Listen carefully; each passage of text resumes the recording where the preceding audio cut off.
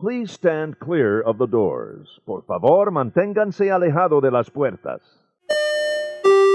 To our new passengers, aloha and welcome aboard.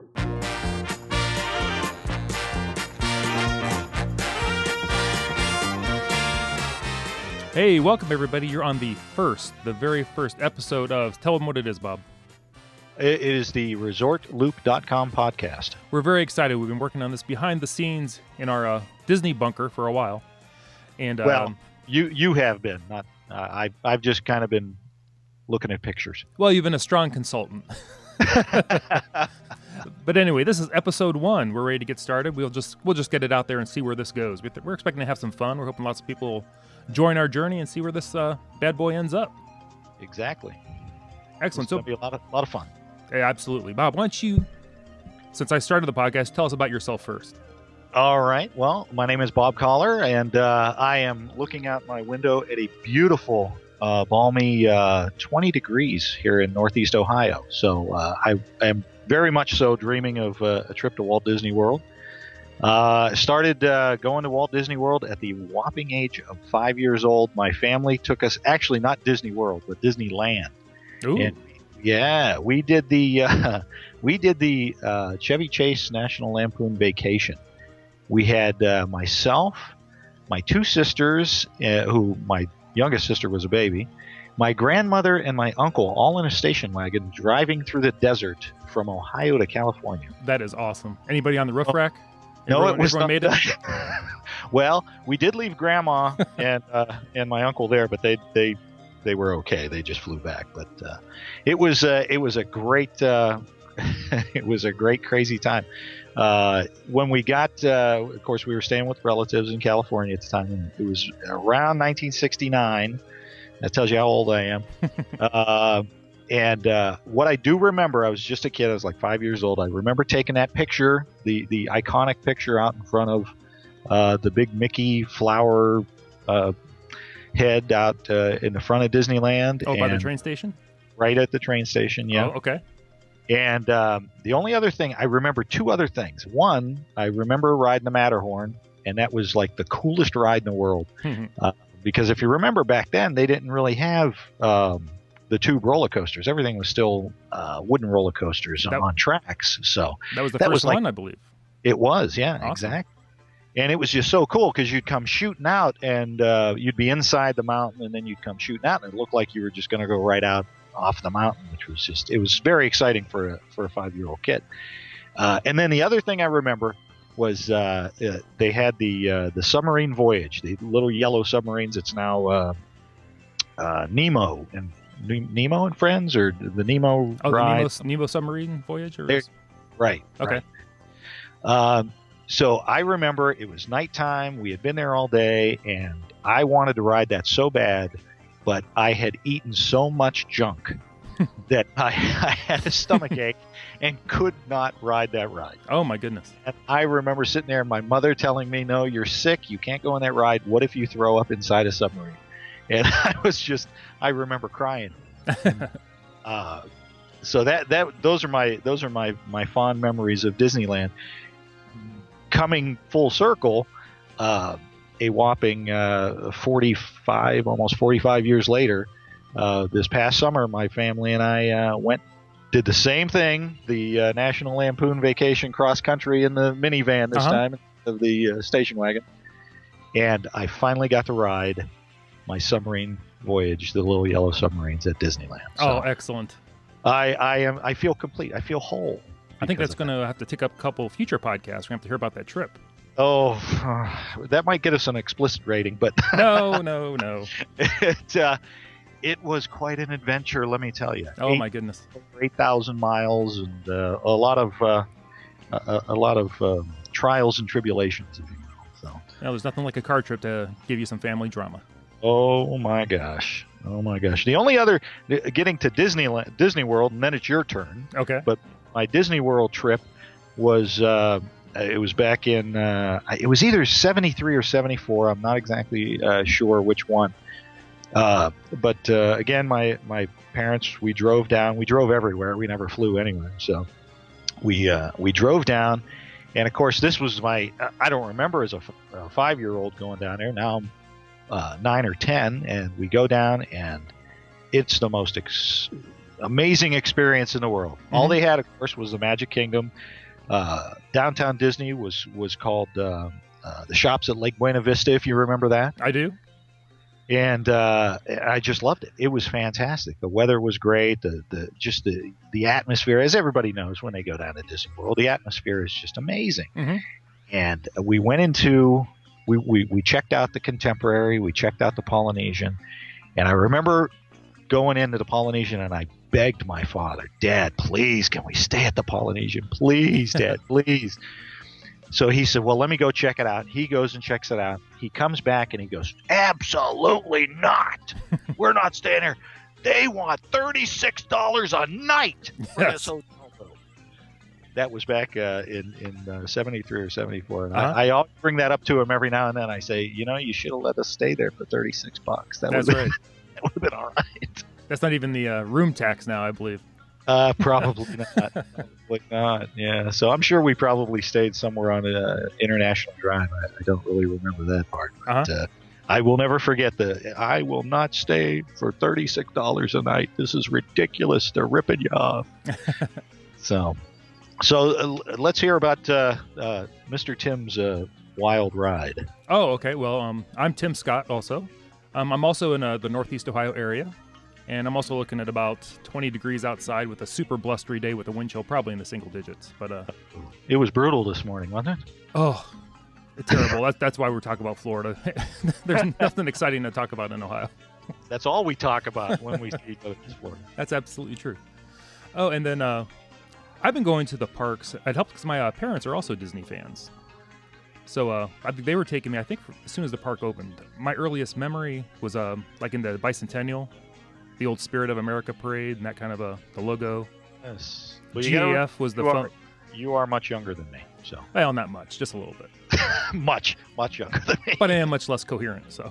But I remember, GAF was like the film, camera maker on there. You could get GAF, and like Elgin was the names on the clocks. Yep. That was their clock sponsor, watch sponsor. Oh yeah. And we used to, stay at the hotels in the Resort Loop. Contemporary, love the Contemporary Tower, looking over at the Polynesian. Oh yeah. Or staying at the Polynesian if you're lucky enough to get like a marina view room, looking out at the boats leaving. Oh, there's nothing better than that. No, it's fantastic. Hearing the ferry boat blow its horn as it's leaving the dock. One of my favorites. That and the monorail doors, but you can't hear that from the Polynesian room. Oh, that's very good. Do you remember? You said you stayed at the Contemporary then? Oh yeah, we stayed in the tower. I remember my dad saying also, this is around $40 a night. Yeah.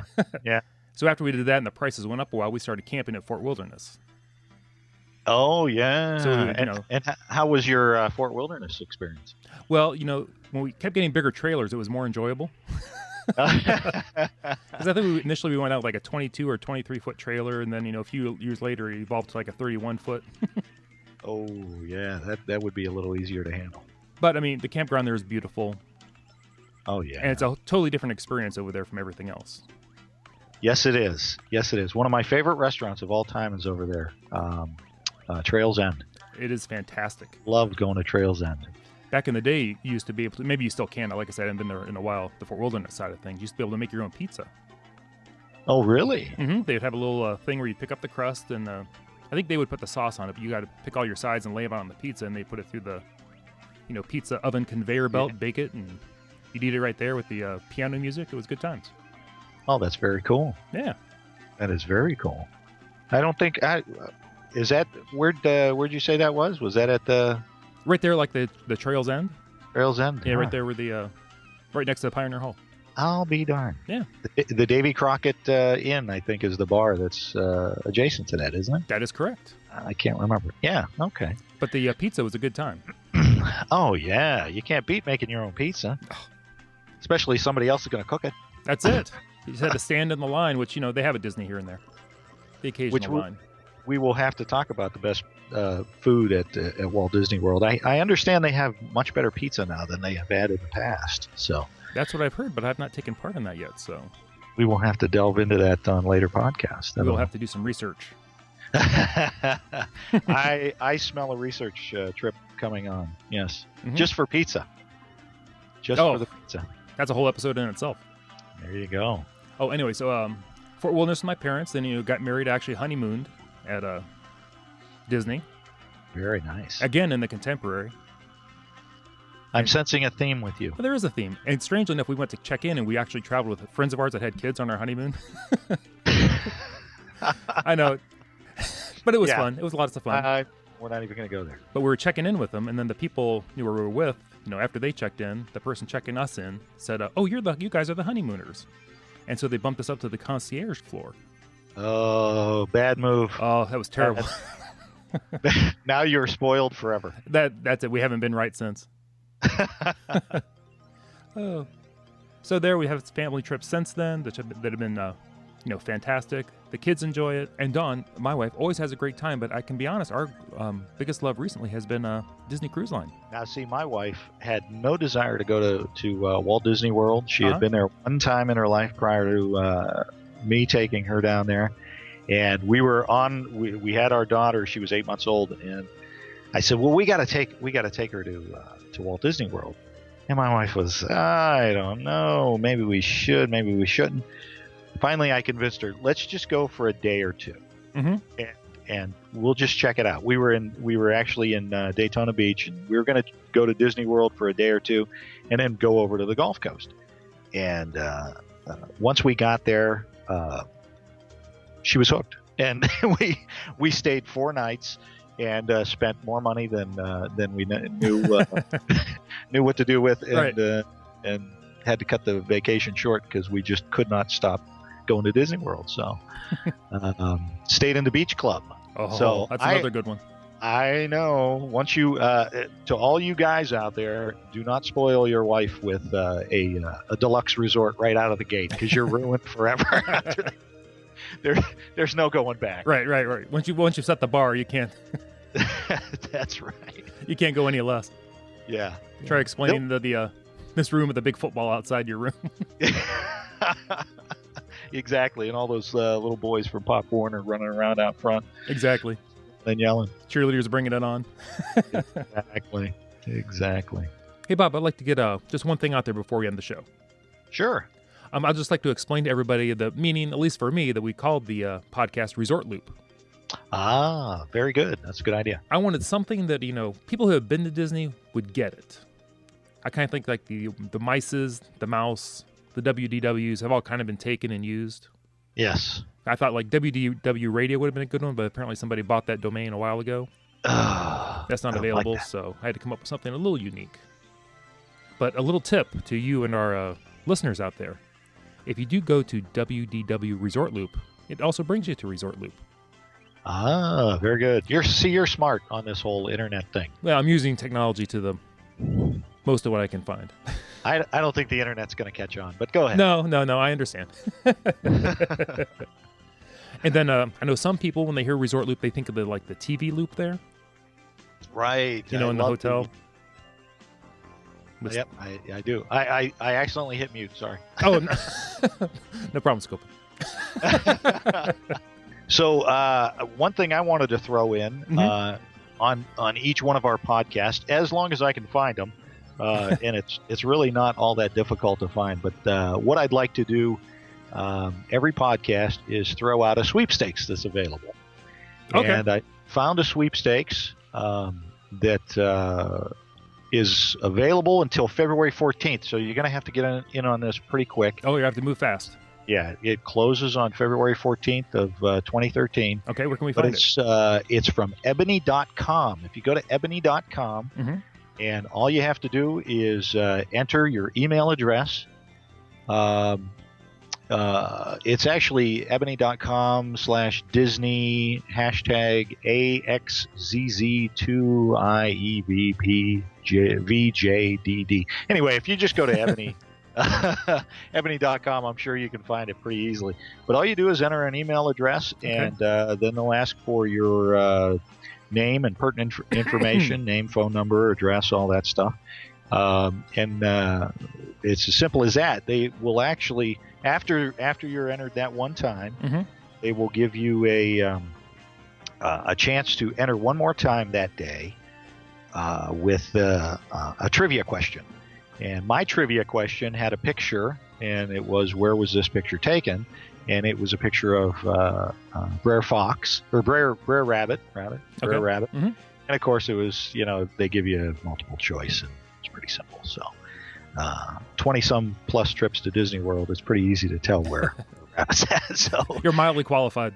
Mildly. Now, what the sweepstakes is Ebony wants to send you on a 5-day, 4-night vacation for 4 to Walt Disney World Resort, including, which this is very rare, but including airfare. Oh, wow. Right. And you'll stay at the Walt Disney World Resort. Now, they don't say where or what type of accommodations. It's probably a value resort, but still. Hey, they're picking up the tab. Exactly. And they give you a $500 Disney gift card. Whoa. For special family and me time experiences. So check it out. It's on ebony.com, and it's open to everyone. Again, it closes on February 14th of 2013. So okay, we'll put a link in the show notes to that. Very good. Make it that much easier for our listeners to get to. Outstanding. Very nice. All right. That's all I've got so far. That's all. I think we've set the groundwork for a reason to do another podcast. What do you think? Let's do it. Sounds great. Sounds good to me. Well, I'm Tim Scott. I'm Bob Collar. Thanks for listening to us on ResortLoop.com. We'll catch you next time. See you, everybody.